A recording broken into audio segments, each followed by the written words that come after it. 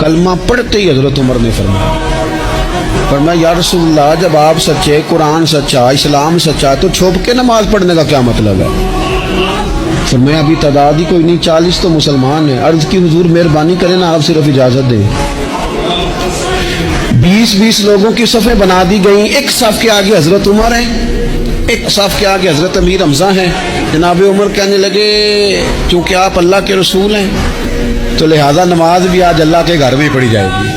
تو حضرت عمر بیت اللہ شریف کے بیچ کھڑے ہو کے نعرہ لگاتے ہیں، فرماتے ہیں میں عمر ہوں، تم مجھے بھی جانتے ہو، میرے باپ کو بھی جانتے ہو، تم میرا قبیلہ بھی جانتے ہو، میں نے پڑھ لیا ہے محبوب کا کلمہ۔ اب جس نے بچے یتیم کرانے ہو اور اپنی بیوی بیوہ کرانی ہو وہ آئے اور مجھے روکے، یہ محبوب اللہ کے ہیں اور گھر بھی اللہ کا ہے، تو نماز بھی آج اللہ کے گھر میں پڑھی جائے گی۔